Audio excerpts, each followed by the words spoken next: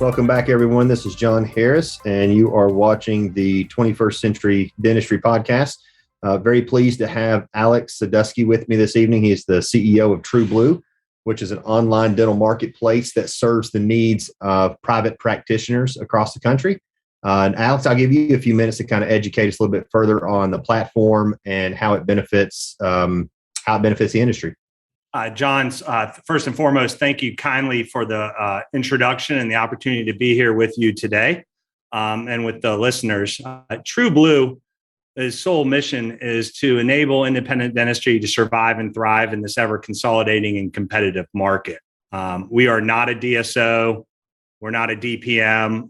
Literally, we're a solutions company. And under TruBlu today, we have 5 platform companies under the umbrella today that are all designed around tackling unique obstacles or opportunities that independent dentists are faced with today to help level the playing field with the large corporate-backed DSOs and give the independents the same solutions or better solutions to help compete in this market that they can't necessarily do on their own or don't necessarily have the resources or the structural flexibility to do what some of the DSOs are able to do in the market. I know that's a mouthful, but you kind of have to go by obstacle or challenge to really kind of unpack that and say, well, what does that mean? And how are you guys tackling it?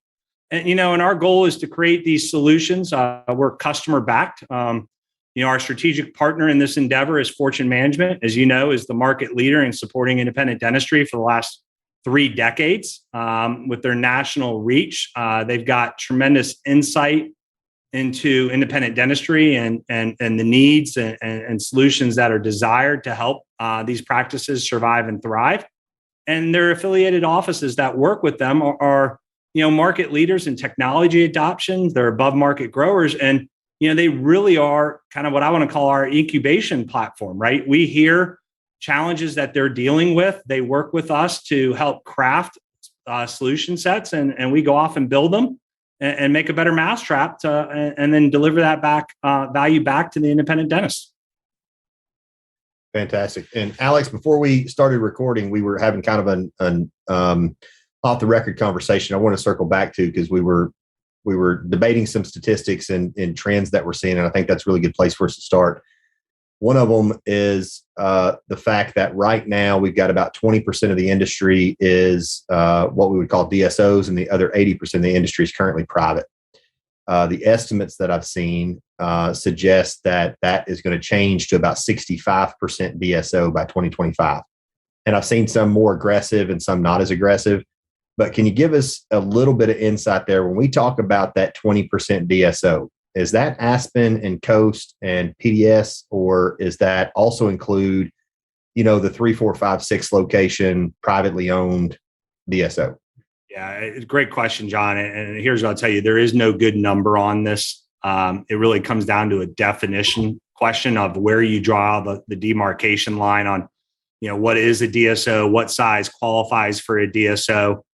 There's a couple underlying trends. I'll kind of speak at a high level from my personal perspective on the market, where it's going. And I think there's some unique challenges that will impact the growth of that market. But let's just say, I would agree with the general assessment that the DSO market is approximately 20% on a location, on a market size of the U.S. dental market, right? So that means about 20% are DSOs, 80% are private practitioners. Certainly, COVID did not do any favors to the independent dental market. DSOs were able to acquire practices and grow during that period and had a little bit more flexibility than some practices. And there was a fair amount of independents who left the market. Now, I think the real question isn't whether it's 20%, 15, or 25. Quite frankly, it's really about the growth rate of the various segments, right? The overall dental market has been, for decades, an incredibly stable market. And we can get into why private equity loves dental in a separate part of the conversation. But where I was going with that is the following, right? I think it's fair to assume that DSOs in this country are growing double digits, right? Whether it's 10, 15, or 20% on average, they're growing at a very rapid rate. When the overall market is kind of usually a 2 to 3% grower, right? what that means is when you kind of impute what the impact is on an independent dental practices, it means the average independent dentist is really in the 0 to 2% growth range, right? Now, because you guys do a phenomenal job at supporting practices across the country, and I know even in your own regions, you've seen it, an average Fortune supported affiliated office, they're growing double digits. Well, the result of that is, kind of the negative calc is that there are a large segment of the population of independent dentists who are not only maybe not growing, but potentially shrinking in this market, right? And there's a lot that impacts it because we measure it by, revenue and size. And there's some systemic unfair advantages that the independents have to deal with that the DSOs don't, right? And we can impact that further. An interesting observation to insert right there while we're on the subject is I've got 4 different acquisitions that I'm currently working on where my clients are purchasing another practice. And I've looked at the financials and the practice management reports on all 4 of them. All 4 of them have declining revenue. So 2021 for most people was up over 2020. But where they're projected in 2022 and 2021 was still lower than 2019. They have a negative trend line. Well, look, there's a lot to unpack in that, right? But the one thing I would kind of start with is, one of your comments was, hey, I see data saying the market's going to be at 65%, right? And I've heard the same comments, right? I think what folks have to appreciate that, the war for talent is on in dental, right? DSO growth for many, many years was driven by the ability to hire a disproportionate percentage of the young students coming out of dental school to work in their organizations and kind of fuel their growth as they expanded, right?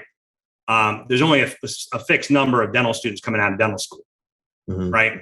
So there is a natural governor on or limiter on their ability. You can only hire so many people, and there is still a large percentage where they can and have the option to who want to pursue private practice ownership, right? So you're going to reach a phase there where that gravy train of growth for the DSOs is coming harder to access and compete for, right? As that market grows, you have more and more platforms looking to secure that talent at the associate level into their organizations to fuel their growth, right? Yeah. Now, what else does that impact? Well, that means as a result, you're going to see a lot more acquisitions from the DSOs because they need to fund their growth, right? And we should have a separate discussion tonight as part of what is fueling kind of private equity's addiction to dentistry, because there's a lot of levers there. But fundamentally, to believe that the market's going to consolidate in the next 3 years to 65%, I would not take that bet. I actually think the opposite. I think over the next several years, through companies such as TruBlu and others out there who are dedicated and focused on the preservation of private practice, dentistry and private patient care, and don't want to see dental go the way to medical, right? Look, fundamentally, we're all consumers and we're all patients, right? And there's no better patient experience than that of a patient in an independent dental office with technology. The teams are happier, the patients are happier, and the results speak for themselves. I think the fundamental question for me is, at what point do the platforms like TruBlu provide enough value that you see 2 things? You see dentists not feeling the pressure to sell or affiliate with a DSO, and you see practitioners coming out of school who have an increased level of confidence that, I can do this, and I'm going to go into private practice dentistry, and I am going to own my own practice, and I am going to own my own real estate, and I am going to have control over my own destiny, right? And I think as these solutions like what we have at TruBlu grow and influence and the ability to serve our independent dentists, I think that provides options. And right, for me, it's not that one's a right or wrong thing to do. My belief is firmly always that everyone should do what's right for them, their families. But I think you should do it because you have a choice, not because you have to, right? So what TruBlu really stands for is choices and solutions to help you make what's the right choice for you. Yeah, I can certainly see. I don't see Aspen, Castle, PDS, Coast. I don't see those folks getting bigger. I do see a lot of movement in that middle area, right? Like the mid to medium sized DSOs. It might be, I see growth with the 3, 4, 5 location I've got several clients who were forming DSOs and we're going that route. There's a lot of folks in that space that are looking to get acquired by a DSO that's a little bit bigger, and then maybe a 10, 20 location DSO looking to get acquired by one that's a little bit bigger. So I do see growth in that market. So when I hear that 60 to 65% by 2025, I certainly don't think that is corporate, publicly traded, private equity dental practices. I see that as that middle market dentist-owned DSOs with multiple locations. I could potentially see that trend there. Yeah. And so look, there's a couple underlying trends, right? What is one of them? Let's talk about this for a second. What's an underlying trend, right? Student debt has continued to increase, right? Mm-hmm. You can look at the chart. It's big. What's another underlying trend? Dentistry's gone digital, right? Technology is become in a lot of areas an incredible part of the standard of care. What does that mean? It means the average cost to build out a practice is increased, right? We know what real estate's done, right? So as these costs and as these fixed costs have increased, there is a natural tendency for doctors to go from kind of sole practitioner offices to multi-practitioner. Mm-hmm. And I know there's some data at the ADA, I believe Marcus put it out, that shows that trend, right? So I think the trend to multi-doctor practices is only going to increase. There's a lot of logic behind that, right? You have one CBCT, you got one or two CERECs, and you're able to leverage that technology investment and get a higher utilization of it, and that's helpful, right? There's some other trends, which is dentistry in a lot of ways has gone retail, right? And we can have a separate discussion on insurance, but what I mean by that is it's consumerism, right? Being able to be open on more convenient hours, being able to be open 5 or 6 days a week, right? Your ability to do that increases as your team is larger, and the clinicians involved, are greater in resource. You can load balance your schedule, and you can have more patient flexibility with regard to hours, right? And some of these tools you see the DSOs do every day, right? First thing they do is expand hours and expand days, right? Because there is that fixed cost in those practices that they're trying to recoup. So some of those trends, that's two of them. The third one I would say is, and this has been a continuing trend, really unlocked by technology, is the insourcing of specialty procedures. So GPs are driving the growth of implantology. They are driving the growth of same-day dentistry. They are driving the growth of orthodontics, right, and clear aligners. And that insourcing of specialties, once again, just reinforces the ability, multi-unit doctors, and some obviously, have 3 or 4 doctors and their own specialists, right? So I think those combination of those trends is driving some of that efficiency. There's some other market-based efficiency that's delivering on that. Now, to your underlying comment on, hey, the middle market, I think that's spot on in a couple ways, right? And you can go to a lot of industries, but what do you typically see in industries that were traditionally private sole practitioner, right? You can pick the industry. What you saw in those industries is 1 or 2 people came in the industry and figured out how to rapidly consolidate, unlock economies of scale, and kind of upset the playing field, if you will, and be able to do things that small business owners were not able to do. So they come in, they do that successfully. Well, what happens when they do that? Private equity witnesses, wow, someone has figured out a way to create a lot of money in this industry. Well, once private equity figures that out, then private equity floods the industry. And it usually starts with the big firms who are able to partner with like a Heartland, right? Now you're talking billions, not millions.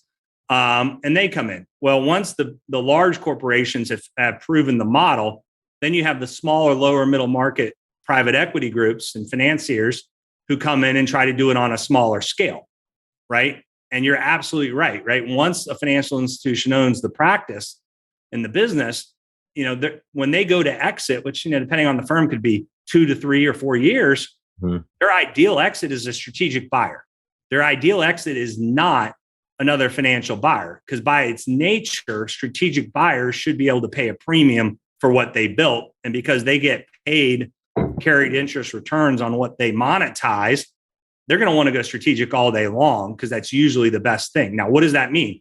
That means exactly what you said, right? If I build a 10-unit DSO, my ability to get a better price is usually going to be by selling it to a much larger DSO who can unlock synergies, right? We always talk about synergies, and we can talk about how private equity drives value in dentistry. But they do that because they're going to take out the systems, they're going to take out the costs, and they're going to take out the processes of the smaller platform, and they're going to embed it into the larger platform. And let's just say the business was doing $6 million of EBITDA.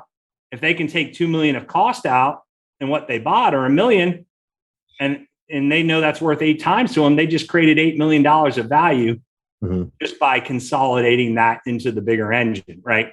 But what I do know over time in industries is there is a heyday for the middle market, but fundamentally, markets typically go the way of the barbell, right? There's usually at the end of all that, initial entree, the rapid proliferation of middle market, there's ultimately an end consolidation, right? And then you see the national footprints pop up, right? And so when I say barbell is, I think you end up with, a collection of very large national DSOs. And on the left side, that's the right side, and on the left side of the barbell, in my analogy, is you see platforms that service the independents, right? You've seen it in the plumbing industry and a lot of other industries where this is plumbing supply, other industries where this takes place, right? Makes a lot of sense. Yeah, makes a lot of sense. I'm curious. I had a question that popped up, and obviously, inflation is another one of the underlying variables that's squeezing the profit margins of private practitioners. But I wrote several things down here. I want to do a kind of a little study, and I think technology is one of the things that's driving the insourcing of implants and specialty procedures, because now GPs can. I had this debate with a periodontist not too long ago who was really offended by the idea of general dentists getting into implantology. But the reality is technology enables them to venture out beyond the general dentistry space with confidence, because the technology is the safe mark, or it's the security to make sure that we're providing quality care. And so I'm not a clinician, so people may get a little upset with my opinion there, but I see that as the reality. Technology is really driving a lot of the change that we're seeing, because as far as insourcing of procedures, because general dentists can do procedures that 10, 15 years ago only specialists could do. One thing that I'm curious about is when you look at the dental industry on a global scale, as in comparison to the U.S., general dentists in other countries perform a lot. Like, for example, just take implants. Worldwide, 85%, 87% of general dentists place implants. In the U.S., it's like 20, 15. You know what I mean? Yeah. So I'm really curious about that one, because now we're just now seeing the U.S. kind of get on that trend. So I don't know if other countries or other continents have embraced technology and gone that route sooner, or if there's another conversation to be had there. Yeah, I think let's start with the U.S. My perspective, right? I think you're right. Technology has played an incredible role, right, in the expansion of GP procedures. Now, we can walk through like probably 2 or 3 examples of how that happened, but it also happened on the patient side, right? A very mundane one, exciting, but it was pretty simple. Was chairside CAD/CAM and the evolution of CEREC, right? Well, there were specialists. There were the labs doing a lot of the design and fabrication.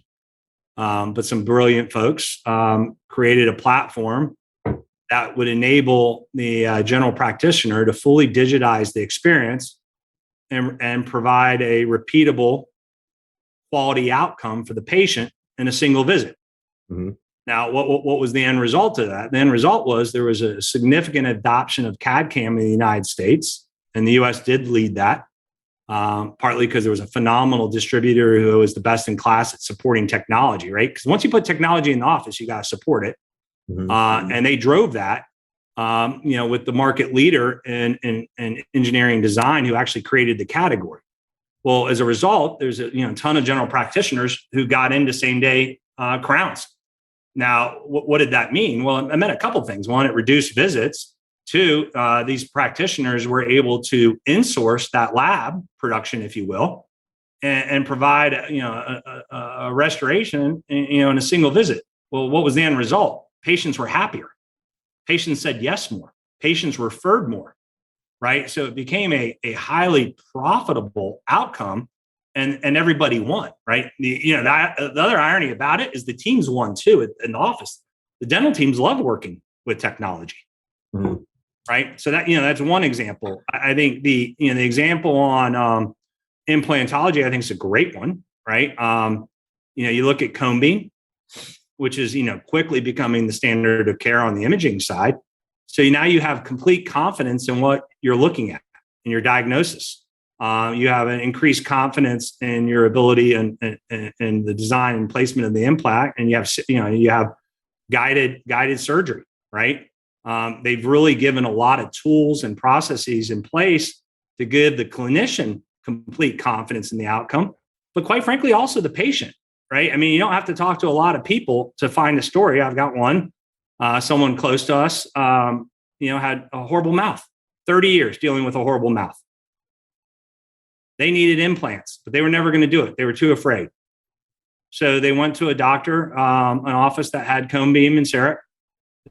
The doctor pulled up their mouth on a 50-inch TV back in the day, showed them exactly what was going in the mouth, showed them exactly where the implant was going to go, told them exactly how it was going to happen, surgical guide.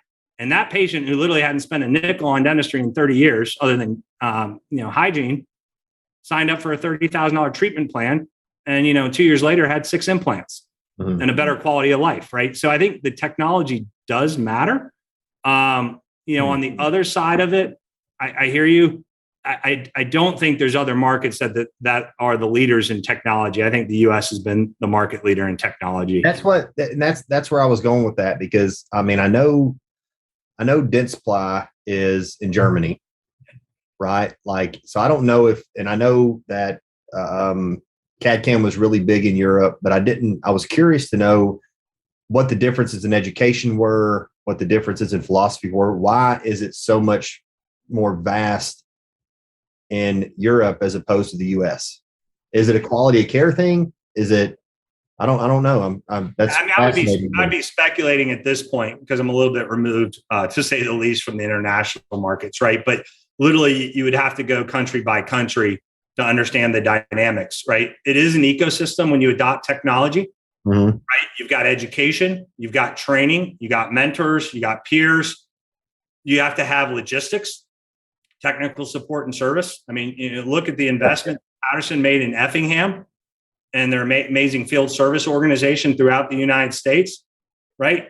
It's not easy to adopt technology, and it's certainly not easy to properly support it. There was some great technology that came out of Europe years ago. I won't use names, and it could have made a much bigger impact in the US market, but they didn't have that local support infrastructure, right? So they could get the demo, but the minute the doctors were engaging in the teams, it was a pretty horrible experience, right?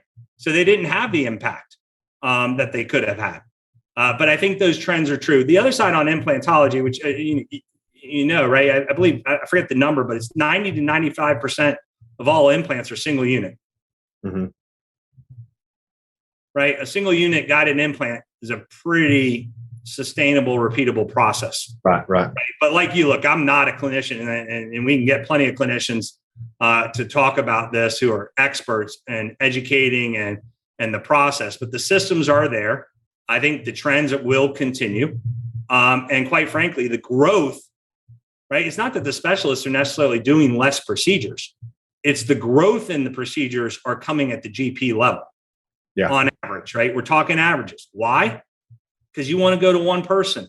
You want to go to one office. You don't want to go back 5 times, right? Yeah, and I want to take back my comment, or not take back my comment, but correct my comment. I don't think technology is driving that in the industry. I think patients are driving it, because patients are the one that we're serving. They're the ones that are telling us what they want. Technology just makes it more feasible for general dentists to meet those needs, right? They want convenience, affordability, and comfort. And then if I can get it in one place where I already know the team, they already have all my paperwork, I can potentially do, the 2 things that I need to do in the same day.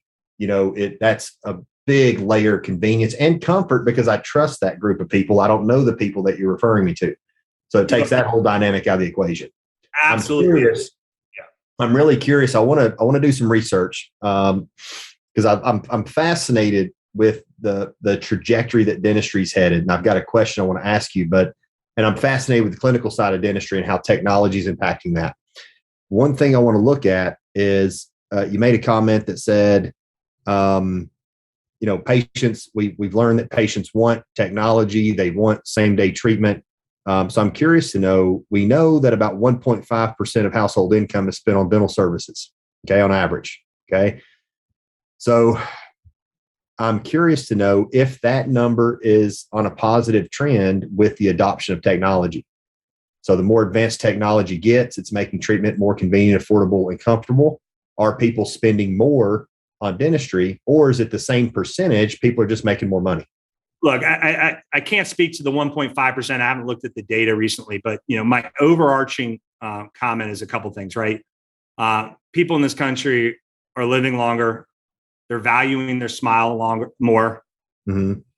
They're keeping their teeth longer, and there's ever increasing ties of your oral health to your overall systemic health, right? There's incredible tailwind for dental. Now, we always talk about costs and more affordable. And, here I kind of struggle. My experience is that consumers pay for what they value. Yeah. I don't necessarily believe that dentistry has a cost problem. I mean, quite frankly, when we talk about the insurance side, education problem. Yeah. I mean, look, dental insurance has increased in value in 30 years, right? Dentistry doesn't have a cost problem. Yeah. As a perceived value problem, because the same person who's going to look at you and say, I can't afford or justify spending this on my mouth. When that new Apple iPhone comes out, they're walking out that on Saturday morning with that phone. When that new TV out, it's just about what folks value right now.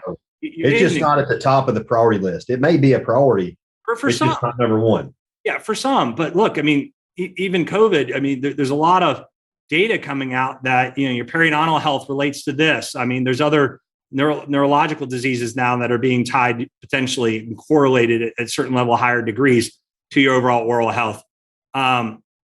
It's certainly, ironically, even COVID helped with people being seen on screen, right? Mm-hmm. So people became very, very, very focused on their physical experience, their smiles. There was a massive adoption of headbands and scarves, right? Everything to enhance their physical, what they project. Now, to me, I do think you made an incredible comment earlier that I'd really want to focus on. The general practitioner is the quarterback. Mm-hmm. The trust the patient has with the quarterback and their team is immense, right? So I do believe, right, that, when you're able to meet the needs of your patients in your office with your team in that trusted ecosystem, of course, you're going to have higher adoption and higher case acceptance, mm-hmm. right? Versus, hey, I'm going to hand you a piece of paper. I want you to go see somebody, right? That's not a convenient closed loop, trusting loop. It doesn't mean it's a bad one. It's just, as a result, it's an extra step, right? And every time there's an extra step, a consumer has a choice not to engage. That's profound. That's so profound, because I mean, that's what software engineers are paid to do, is take, every time they come out with a new version of iOS, how do we take one more step out of this person getting this task accomplished, right? It's trying to make life easier. Well, you just nailed it, right? It's the lean theory, right? I mean, lean has been adopted in every industry, and the perfect example of lean is CAD/CAM, right? Mm-hmm. It reduced a bunch of processes, it digitized it, and it made it immediate, right? It shortened the revenue cycle from 14 days to 1, mm-hmm. right? Yeah. You can charge them half when they lean back and half when they pull up. You're done in a single visit, right? And all the costs that take out's huge, right? Now, 3D printing, you're removing the turnaround time. I'm going to have a lab fabricate an implant guide. Yeah, I mean, look, there's fantastic things. And look, everyone in the ecosystem, all the specialists play tremendous roles, right? But even in the specialist market, you'll see that a lot of the specialists have been helping drive adoption and educating their GPs on implantology, inviting them to the study clubs. A lot of specialists want the GPs doing the single units. They want them to send them the more difficult cases, the more advanced cases, right? Yeah, that's what I think it's. And I'm not a periodontist. I'm not an oral surgeon, so it's not impacting my business. So it's easy for me to say what I'm about to say. Rather than fighting the GPs on, it's the same thing like a general dentist in a general practice is going to face. It's the same thing I face in my business. There are more simple services that we provide, and then there are more complex services that we provide. So in my business, I mean, I can go in and talk about scheduling and reactivation. Okay. But there are a lot of people that can do that. There aren't as many people that can value a practice effectively and negotiate a transaction to where all the parties are happy. That's more of a specialty type service. Does that make sense? It takes less of my time. I make more money. So that's a smart move for me. Hire people to do the nuts and bolts stuff. On the dental side, it's the same thing. There's a lot of qualified clinicians out there that can do the crowns and bridges, and you can spend less time and focus on more complex procedures. For the specialist, let the general dentist do more of the single units, and you do the more complex cases with multiple units, and when you've got, sinus involvement and all that kind of stuff, right? So it's just all it is it's requiring less of your time, and you're making the same amount or more money. A couple of things I'd love to get back to, right? Because you hit on them earlier, and they kind of that's why this conversation is so fun, right? Because it all relates. Mm-hmm. Right. So one, I believe that GPs are helping growing the dental market. Mm-hmm. I don't think the game is they're just taking business from the specialists. No, I think, like orthodontic clear aligners, what did that do? It opened up a whole new segment of folks into orthodontics who weren't going to do it because they didn't want bracket bands and tubes. Yep. Right. Now, did that crush the orthodontist? I don't think it did. I think it expanded the market. Yeah. Well, you've got orthodontists providing the same procedure for $2,000 more. Yeah, I mean, and so I think it opened the market. The second thing is, if you look at the specialist market, right, and just use a couple of examples, but I'll hide the names to protect the innocent. I think the number one challenge specialists have is the declining reimbursements they're getting from the carriers. Mm-hmm. There's one state in particular that's lost over 50% of their oral surgeons over the last several years, because no oral surgeon coming out of school wants to buy in that state because they're continuing to get a death by 1,000 cuts, right? That state got consolidated into a few carriers, and they just turn in the wrench every year, driving lower reimbursement rates, right? So that's why when you get in some of that market study, we're talking about, well, what's the market size? I'm like, well, look, if you're a practice and you had payer one, insurance carrier one, and they were 80% of your business, and they sent you a note because they can, John, congratulations. We love you. We're paying you 20% less next year. Yeah. If they even send you a letter. But but that's a 20. They just reduced your top line by 20%. Right? Now you have options, you have outcomes, and being in that position is not great, but that's unfair, right? And I'll tell you, while we're on the topic of unfair, I'll give you a great one. Let's pretend your pop had a practice, right? Harris Dental, $1 million practice. And he sold that practice to, Julie's DSO, right? And Julie next year as a DSO probably is going to see a $60,000 to $120,000 increase in the collection of Julie's DSO over Harris Dental, even though Harris Dental's all the same people are still doing the work. Mm-hmm. Because the DSOs statistically have been shown to get higher reimbursement rates. Well, help me understand, how are the DSOs getting paid more? Where's that money coming from? Do you believe the carriers are taking a smaller cut? No, they're finding the savings in the other side of the equation, right? So it's an adverse effect, right? So you see the independent practitioners getting lower reimbursement rates. You see the DSOs on average getting higher reimbursement rates. So you're kind of robbing Peter to pay Paul. Now, what's worse is the DSOs are allowed to negotiate with the carriers. The independent dentist can't get together and negotiate with the carrier. It's illegal. Mm-hmm. So, here's a structural issue that's unfair, right? Now, the good news is, TruBlu in the coming months, we're going to launch a program in California, a very unique program where we're able to create a network, and, practitioners are going to be able to join our network in that state. We got to go state by state. And our network is going to engage the carriers. And the beautiful outcome is there's some wonderful carriers out there, right? And our goal is to enable our wonderful practitioners to get fairer and fuller value for the exceptional dentistry they provide. Mm-hmm. And our goal is for those exceptional carriers who partner to attract and retain great corporations who want to provide dental benefits, right? But no, I use the word benefits, right? I mean, what dental insurance has covered over the last 30 years has not changed a nickel. Mm-hmm. But at the same time, you mentioned inflation, you mentioned technology, you mentioned practice costs, real estate, education costs. All these things have gone through the roof. Dentistry is an integral part of healthcare in this country. Mm-hmm. Right? And I think it's all of our collective jobs to help it maintain its independence, because it's exceptional. We have great care in this country, right? And independent dentistry, unfortunately, is under attack from a lot of facets, right?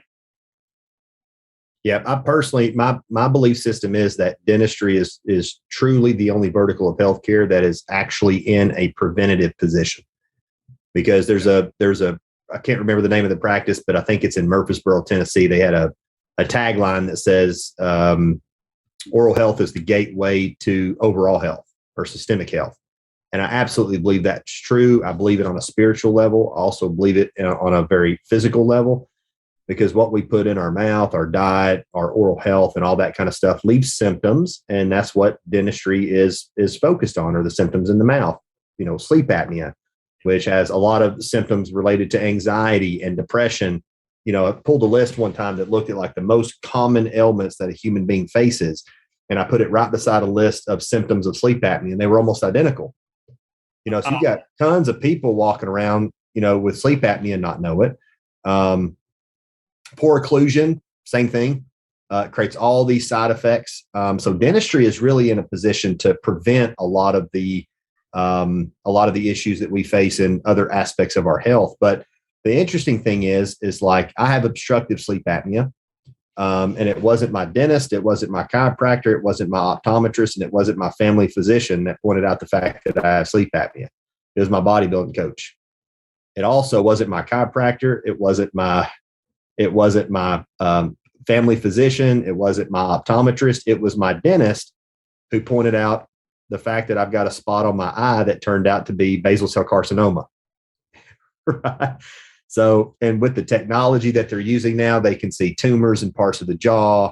It's fascinating how dentistry can actually impact people's lives. And I think in overall health, and I think the more educated our population becomes, that's another little research project that I've got, is to estimate the level of education and the amount that's being spent on healthcare or dentistry. But yeah, I'm very fascinated by that. John, I'm just going to say, you hit a massive one in sleep. I'm a poster child, right? Mm-hmm.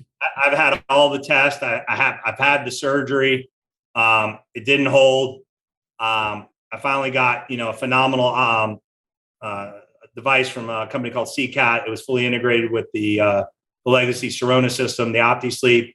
Mm-hmm. And, I want to tell you, it changed my life. Right. And, I know people say that, no, it's passé. Well, when you can sleep through the night, you wake up feeling rested. Yeah. That's a big deal.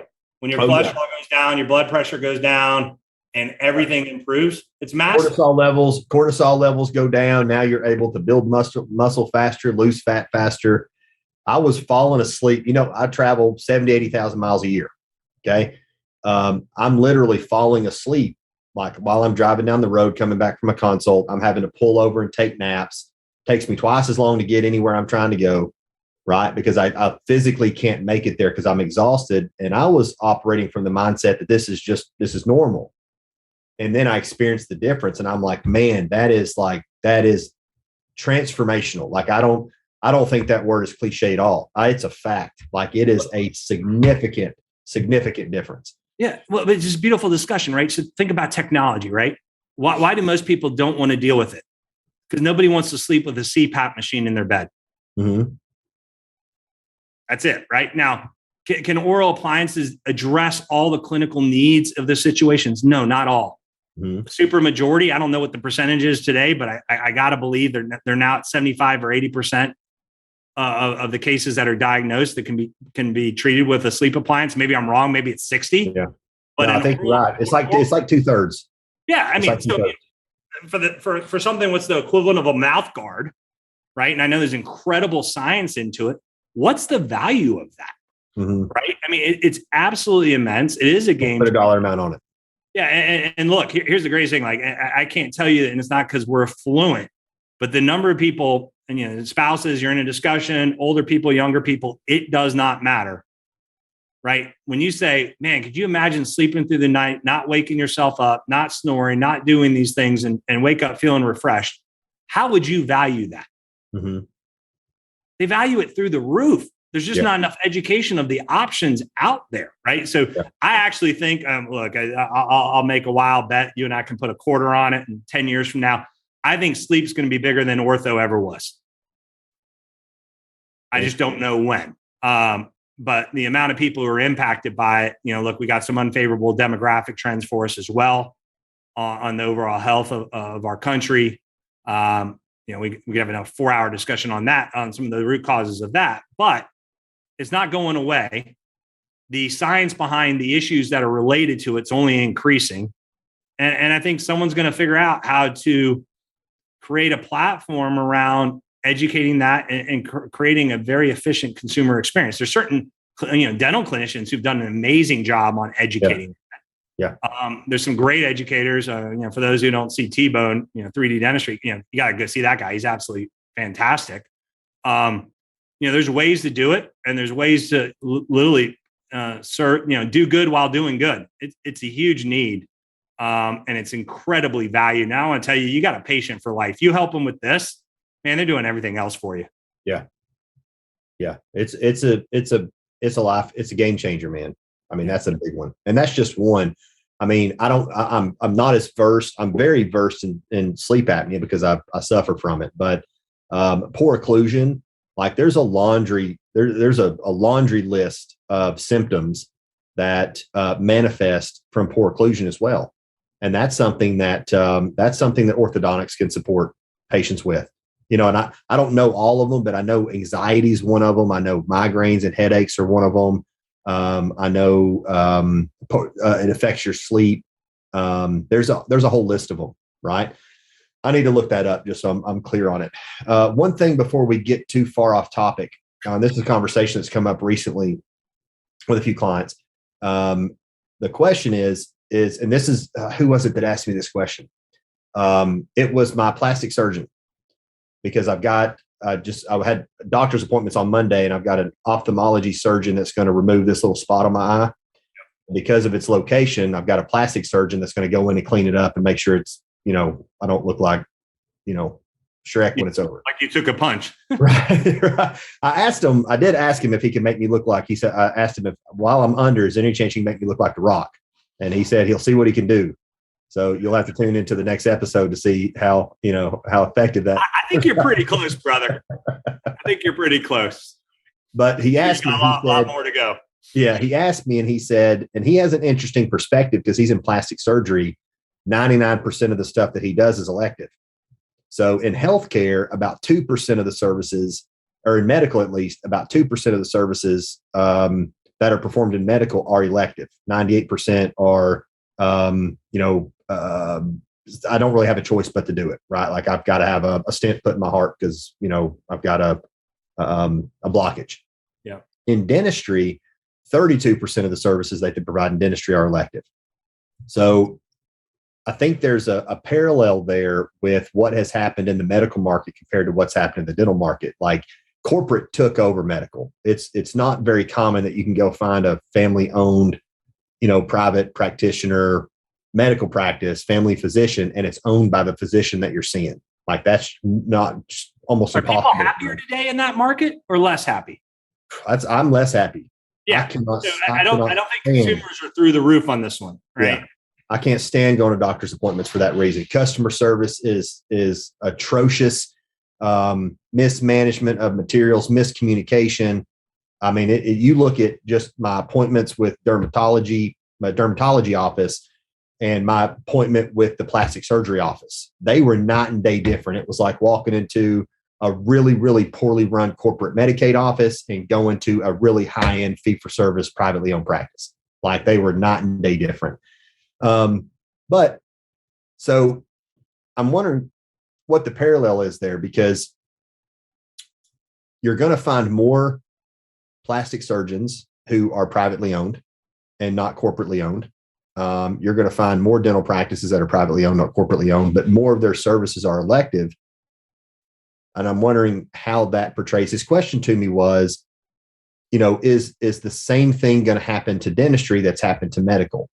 And my response to him was, I was like, I don't think so. I think maybe to an extent, but I think that enough of dentistry is elective and profitable enough that, private practitioners are going to hang on to a lot more of the market than what has happened with medical.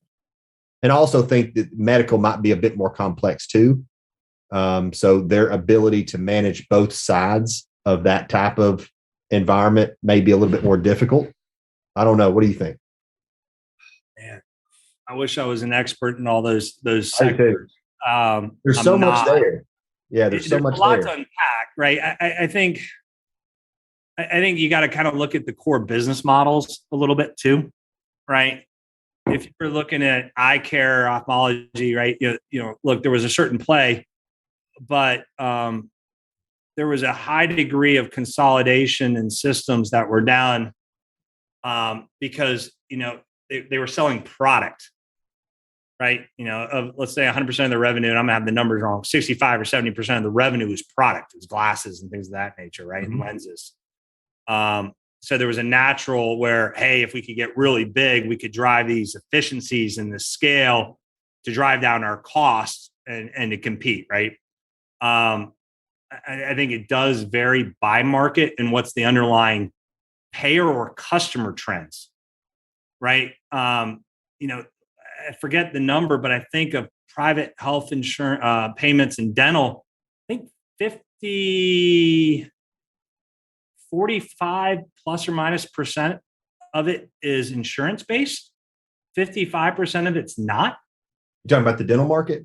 Yeah, the dental market, right? So I just looked at this not too long ago. It is, I know 15% of the market of the dollars spent on 15% of the revenue generated dental practice across the country is Medicaid.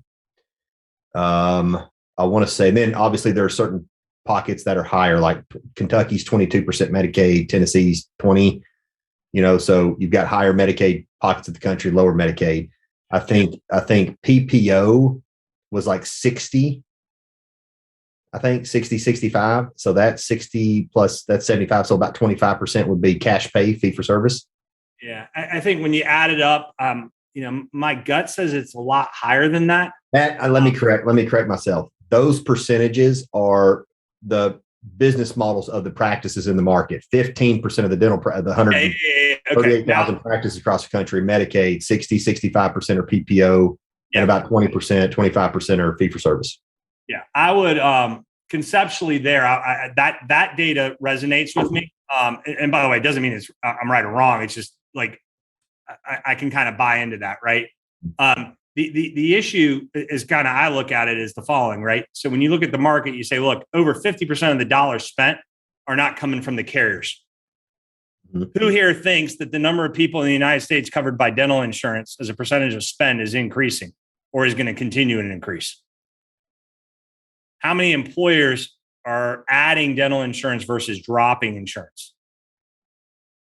Right? Which direction is that going? I'm curious. Dropping? It's going down, right? I mean, do you think employee benefits and healthcare have gone up over the last 10 years or down? Down. Right? Down. Right? Whether they drop the plans altogether and they don't have a dental plan, or your copay or your out of pocket's increasing, or the way they structure the plans are increasing, right? I think that's a pretty big driver of the trend, right? Mm-hmm. I think literally the percentage of dental expenditures covered by private health insurance is probably around 45%. And it was probably over 50% 20 years ago. Now, it's not a rapid decrease. I just don't think, like, if you plot it out, I mean, I think the direction's pretty clear. What you're saying is the percentage on average, Of the the percentage of dental services paid for are 45% out of pocket and Yeah. 55% Other way. Other way. Yeah. So Other way. 45% covered by dental insurance, 55% out of pocket. And that Yeah. number is going from 50 to 55 to 60 to 65. Yeah, I think it's going the other way, right? So who's the consumers? The consumer, the customer, right? The consumer is the patient. Yeah. The customer is who pays the bill. Right now, there's a little bit of what I want to call, I don't want to call it the death spiral, but let's walk through this scenario, right? So you're a carrier. You've got a network of dentists in your state who are supporting you, and you're out there acquiring employers, right, and patient lives. Well, those employers want to decrease their cost every year, right? So the carriers have to figure out how to create that value. Maybe they drive efficiencies, or maybe they drive rate reimbursement decreases or plan changes to their participating dentists. Mm-hmm. So you've got people being negatively impacted in the market, which you and I already talked about, has inflationary undertones, right? Equipment costs, education, facility, supplies. I mean, do the math, right? So they start decreasing reimbursement rates. So a little bit, not Darwin, but what's the result? Those who can drop insurance and unprofitable PPOs or carriers who don't value the dentistry they're providing, right? They drop them. So they start to shrink. So the practices that are left in that network tend to get more of those patients, right? So where I was going is it's usually the more diversified, larger, more profitable practices that can tend to go through that transition. And I'm not an expert in this area. There are experts, and them, you can get them on the call, right? But what's the end result? The more technology-oriented practices that that they start to leave and they go fee for service. Yep. Well, what's the result? The network of practices in the eyes of actually the carriers. This is not my opinion, right? The carriers know that practices that have combing have a higher quality of care. They see it in the data. They know the practices that have CAD CAM and digital technology on average have a higher standard of care. They see it in the rates, right? So as that goes down, I think their ability to acquire employers, the quality of their network goes down. So it's a little bit of, the more you devalue the great service I provide as an independent practitioner, the less likely I'm going to support you. Yeah. Right. Well, at some point, if no one's supporting you, you don't have a big enough network to provide, to meet the needs of the employers. Right. And I didn't articulate that very succinctly, but, I think I do think there's a role for insurance. I think there's an incredible role. I just think it's the right providers and the right networks, right? It's just not everybody is I think focused on the same outcome, right? Which is exceptional patient care and the entire ecosystem being healthy. Yeah. Right. And what you said, I see what you said unfold every single day. Yeah. So what happens? Medicaid's the most common one, but I see it with Delta too, because there's a popular business model out there that is, fee for service, but I do take Delta Premier, right? It's very popular. And when you look at those practices, they're typically somewhere between 30 and 40% Delta. Okay. Well, for a variety of different reasons, everyone that's familiar with Delta knows the reasons. When you drop Delta, you experience abnormally high attrition. Okay. So the problem is with that business model, if you drop Delta, it begins to cannibalize the other practices around you that have the same business model. So everybody's like 30%. Well, if you drop Delta, now everybody's 40%. And if the next practice drops Delta, now everybody's 50%. And we see this very, very drastically with Medicaid, right? Because if you drop Medicaid, I mean, it's everybody flocks to the one provider that's left in a 20-mile radius that takes Medicaid, and they're inundated. And it takes over the practice. So they go from being fee for service to being 100% dependent upon this insurance plan. Well, the more dependent you are on Delta, what do you do when Delta doesn't even give you the courtesy of sending you the letter? You just happen to notice that your reimbursements have gone down. And that's what's happening in Tennessee right now. Like we don't even get the letter. We just see that our reimbursements have dropped. So that's a real world factor. But I don't want to take a rabbit. Said too, right, John? What's that? There's a lot of implications of what you just said, right? It's around, do you have plans or do you have programs? Do you have oral wellness programs designed for your uninsured, your fee for service patients? Mm-hmm. Right. What I can tell you is, great. You don't have to have one. I'm not saying everyone's got to have one. What I'm saying is, if you don't have a plan to attract and retain those types of patients, I'm willing to bet in this free market that your competition in the market will. Right. So what do we know about programs like oral wellness programs? Right. We have one, Plan for Health. Right. What do we know? Patients love it. What do we know? They come back for more dentistry. Mm-hmm. They have higher recall rates and they refer more. They have higher affinity to the practice. Mm-hmm. Right now, practices that have diversified their customer base have more degrees of freedom when adverse events happen in the industry, which they do happen, right? Whether it's a letter that you didn't know you were getting that took a 20% haircut on your top line, right? If you're already 85% on one platform, one carrier, you don't have a lot of toys or tools you can deploy quickly, to mitigate the impact that that's going to have in the short term. Yeah, and long term, because what's going to happen when let's say that doctor right now is 40% Delta Premier. We know what Delta's doing. We know there are more practice. I don't know the data, but I'm confident that there are more practices dropping Delta than signing up with Delta. Okay. So what's going to happen is at some point that practice is going to be 85% Delta Premier. And when I go to transition out and sell my practices, guess what? They're not assigning new providers to Delta Premier. So I'm out of network with Delta Premier on day one. So you're wanting me to buy your practice for current revenue that's being generated with higher reimbursements, but I'm going to be getting a reimbursement that's 30% less. Does that make sense? Oh, it makes a ton of sense. And this is why y'all at Fortune are so brilliant, right? So you see that day in, day out. There are buyers, John, who don't know that. There are banks that don't even look for that. Yeah. They sign the loan. They approve the loan based on the premier revenue. And then the doctor's now got the practice and his revenue just dropped 30% and he can't make the note payment. Yeah. And it's horrible, right? And it's not fun and it shouldn't happen. And, it's a horrible outcome. And it does look, back to the value of a customer, back to a value of diversification, right?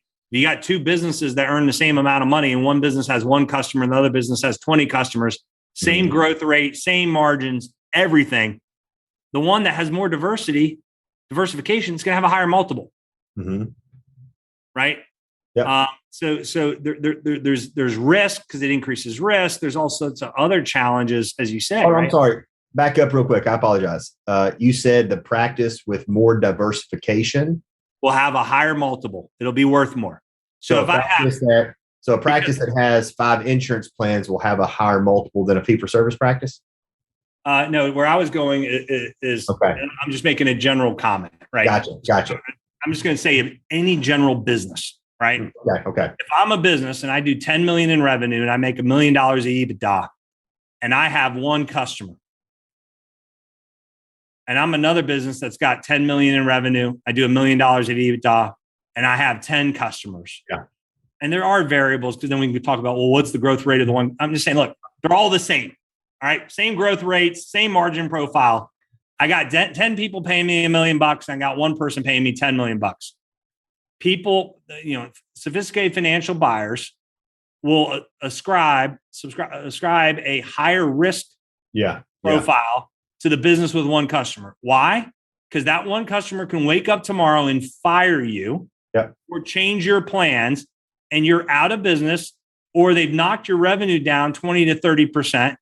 And you're underwater because you got fixed costs, variable costs, and this, right? It's an unfavorable outcome. That's why I always say, and I'm going to do a presentation on this one of these days. It's like you got your research. I got one. I see it. I see the putt, but I haven't done the work.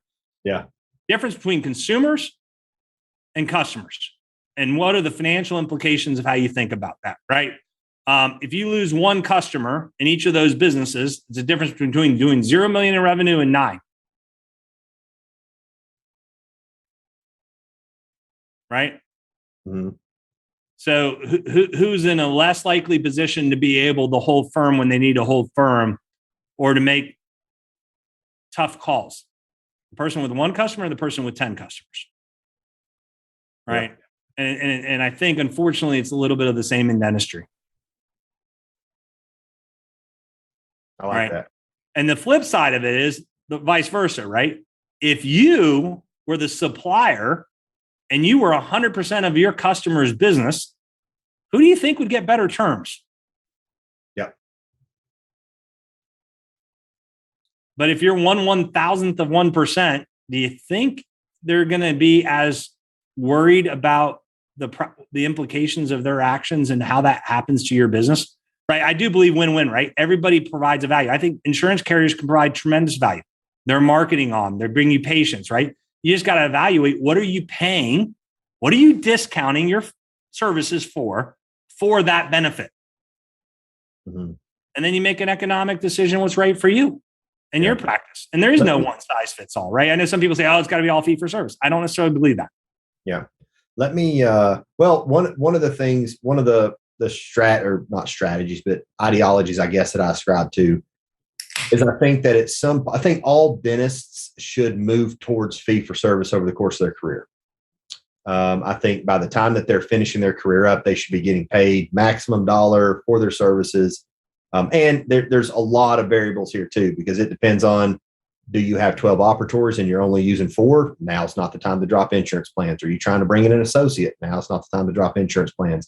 But insurance participation gives you a lot of leverage as you scale, because a 7-operatory facility is not fully utilized until it's a 7-operatory fully fee-for-service facility and it's blowing the doors off all the operatories. Yeah, at that point, that piece of real estate's completely maximized. But if you've got 5 insurance plans and you only want one associate, you've got your transition plan figured out, then backing out of insurance participation and moving towards a fee-for-service model helps to control demand and allows you to still, provide access to care, and increase profitability. Yeah, I appreciate until the end. Like, I don't disagree at the high level, but I want to make one distinction. I don't think you're comparing personally apples to apples. Okay. Because fee-for-service is $1. Insurance, let's say, is 80 cents on the dollar. Mm-hmm. Let's just pretend in this example, right? I'm just going to give you an example where it may not be 100% that way. Okay. That 20% is what you're paying for the marketing to attract patients, right? So in your example, if you're saying a fee-for-service office spends $0 on marketing, mm-hmm. 0, and every dollar, every patient that comes in that practice is purely, there's no economic, soft or hard costs associated with it, then I completely agree with you. I think the only thing I would caution is there are practices that spend a lot of money on marketing, and maybe they're right, and PPO might provide value to them, right? I'm just saying there is inherent value in what they provide. Yeah. Oh, yeah. I totally agree. Whether or not you're giving you fair value is another thing. That's why I said they could be in equilibrium. Now, what I will tell you, and this is where I'm going to agree unequivocally, I think you're right, because unfortunately, a large percentage of the actors in the industry are having a tremendously adverse impact on the independent practitioner. So the discount they're taking for the value that's being delivered by the carrier is not commensurate. It's not apples to apples, to your point, right? So then you go, look, I mean, yeah, you're not fully functioning. You're taking 40 cents on, 60 cents on the dollar when you could be getting 90 cents on the dollar if you went and spent your own 10 cents on marketing. Well, right. So I look at it. So I completely agree with you. I look at insurance as a marketing platform. Okay. So if I'm a solo practitioner and my goal is to bring in one associate, have that one associate transition me out at 65, and I've got 7 operatories. Okay. And right now I participate in 5 insurance plans and I'm writing off 30%. So right now I'm writing off 30% to build my active patient base to support me and my associate. Over the course of my career, at some point, I'm going to have enough patients as long as I'm retaining them. So what that looks, the symptom of that is that I can't get a patient in soon enough. I can't get a new patient in within 4 to 6 weeks. I can't get a recare patient in. I don't need to market now. Yeah. Yeah, right? So you're not only at an advanced level, right? yeah. Yeah, I get it. What you're saying is factually, I get it, right? It makes sense to me. I think there's a real interesting question I have is, let's say you take five, let's just use your example there. You take five different payers. Four of them got you in the 75 to 80% range. Mm-hmm. Five has you at 60. What do you think is going to happen in your market with the person who's at 60 a year from now? Give me that scenario. Let's just pretend you're in Atlanta, right? You got five insurance companies who you have agreements with. You take their pay, you're in their network, right? Okay. Four of them are paying you 80 cents on the dollar. Okay. The fifth one is paying you, let's just be extreme for a minute, 60 cents on the dollar. And it's probably not extreme, unfortunately, right? But let's say 60 cents on the dollar. Okay. Year one takes place. What do you think happens year two? What happens year two is all the employers who use those carriers in that state bid out their healthcare plans every year, every couple of years. Well, who do they pick? They pick the carrier who comes in and says, I got great news for you, ABC Co. I can reduce the cost of this benefit that you're having for your employees. So the carrier 1, 2, 3, and 4, who are paying you 80 cents on the dollar for the exceptional value you provide, start losing customers in your market. And the payer who you've kept, who's paying you 60 cents on the dollar, increases lives in that market. Yeah. Right. And my take is, if you're not getting commensurate value for the services being provided, those are the ones you need to target. Yeah. For excellence elsewhere. Right. I mean, it's just because you're not helping, right? You're actually helping hurt yourself. Yeah. Makes a lot of sense. I got one quick question for you, and then we'll wrap up. Do you see specialists, certain specialties? I think ortho, pedo, they've got a pretty good combination there that I think sticks really well. Periodontist, orthodontist. Do you think at some point they're going to wake up, or maybe the trends are already there? Okay. You mentioned one state has lost 50% of its oral surgeons, right? Maybe this trend is already there, and I haven't seen the data. But do you think that one day these folks are going to wake up and realize, hey, a lot of these general dentists are taking a lot of these implants and doing those in-house. There are still some complex cases, and I still make good money doing those, but it doesn't make sense for me to have a brick and mortar facility and pay a staff and deal with the administrative headaches of owning a business. Why don't I just rotate between 16 different GP offices a month and let them pay the assistant, provide my materials and supplies, and I show up, see the patients, get a check, and go home? Yeah, look, I think it's a great question. I'm not an expert on this side. I think you can look at the DSOs, right? There's certain DSOs that are going larger practice, multidisciplinary, and there's other DSOs where they have the specialists rotating through. My general belief is anywhere where they can have an embedded specialist and fully absorb that specialist's capacity, they're going to keep them in a single location. It's back to lean theory. Why would you have a specialist? Why would you have your periodontist spend the time going to 12 different facilities in a territory if they could stay in one facility all week? Because you eliminate the fixed costs. No. I'm saying your production, they're busy day in and day out. So the large DSOs, if they can drive enough volume, and they have a large enough practice where they can keep an oral surgeon busy all 5 days, they're going to have an oral surgeon there. Oh, yeah.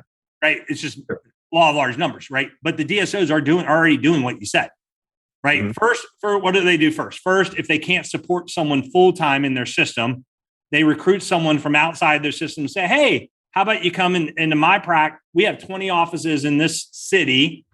Why don't you come in here and we'll do a rotation, and you work 1 day a week in our offices, and we'll build you out.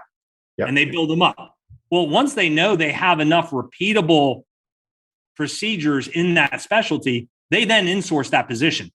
I don't want to say always, right? We're using a lot of generalizations. I want to make sure everyone knows these are general opinions and perspectives, right? So they insource it, right? Now, I think there are other potential limitations on it.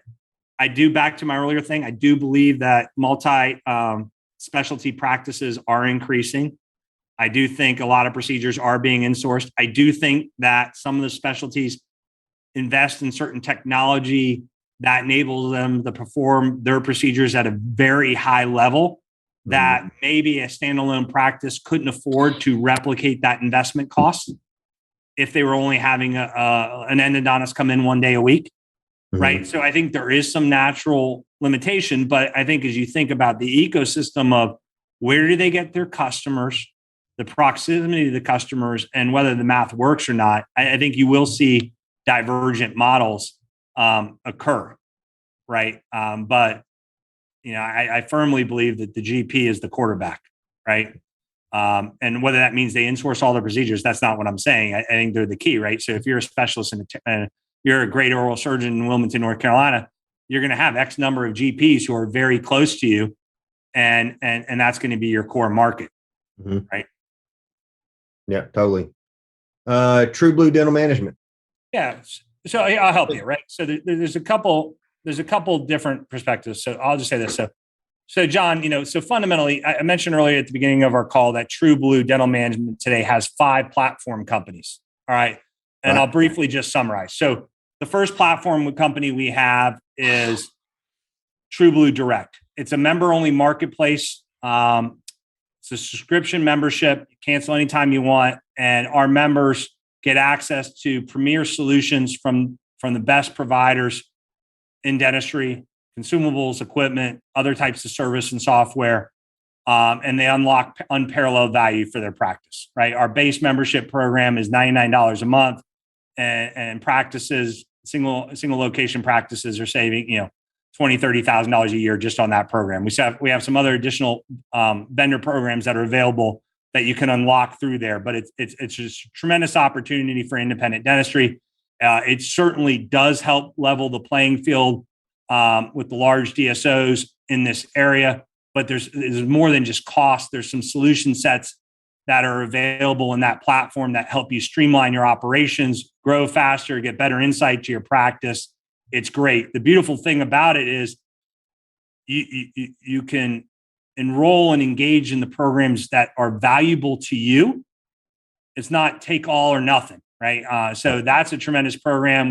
We launched last September at Dentsply Sirona World. We've been adding a bunch of vendor programs over the most recent months, and that's been a very well received in the market. And I would say it's a pretty big game changer for independent dentists. The second platform we have is TruBlu Dental Line. John, what TruBlu Dental Line does, it's an automated dental insurance verification software. Today, we have 2 use cases. One, it integrates with Open Dental, and second is a manual use case. And basically, with the click of a button, we integrate with over 280 payers, and we can provide your teams full insurance verification breakdown detail via a cloud-based interface, right? Now, why is that important? It's important for a couple of reasons. One, an average practice spends 5 to 30 minutes per patient verifying their benefits. That's incredibly costly in time. Yeah. Sometimes you're not only doing it for your patients, you're doing it for prospective patients who don't even ever show up, right? So that makes it even more difficult. The other big reason, and we've heard this a lot from our clinicians, is we're short people. Our offices are short talent. We need our great teammates and talent doing other things than verifying dental insurance. So anything you can help to reduce that need in our offices and that capacity that's being absorbed by that activity is great for us. So that's kind of platform 2. Platform 3, I mentioned it earlier briefly, is TruBlu Plan for Health. And what it is, it's really a consulting service that utilizes a software platform. And basically what we do is it helps you reduce your reliance on insurance, increase direct access to care, and drive higher case acceptance. It gives you the ability, leveraging our consultants, to create customized practice and patient-centric programs that you use our solution, our software, to market, administer, and manage those with your patients, right? A very sticky, high-value program that increases the quality of care and helps practices financially. Our fourth platform is TruBlu Dental Teams. We had a lot of feedback during COVID from Fortune coaches, Fortune supported offices, and other independent dentists that they were struggling to receive quality insight at the state level and timely feedback on critical HR on-demand services and questions. And what we were able to do is partner with a company to create TruBlu Dental Teams. It's an all-in-one dental-centric HR and payroll solution platform. No generic call center. You got direct support, modern cloud-based interface, and it's all in one. So it makes it easier to manage, administer, and like everything we do, right, a substantial cost savings and value to the practices. And our last platform is TruBlu Dental Network. And this is the only one that's not available in every state. We're going to be launching in California, hopefully here in the coming weeks. And this is the one where we're going to be able to enable private practitioners to enjoy our network. And our network's going to engage with the leading carriers, excuse me, in that state to help achieve hopefully fairer and fuller value for the exceptional dentistry they provide. So that's the core 5 today. We're not done.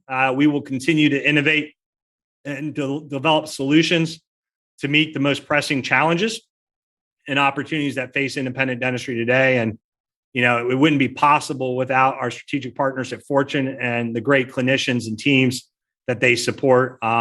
That's where, like I said, you know, these great ideas and insights are coming from. TruBlu Dental Management, the solution that you're providing is you're providing resources to private practitioners to drive top line revenue, control costs, thereby enhancing profitability and evening the playing field for private practitioners in wake of the march of DSOs. Yeah.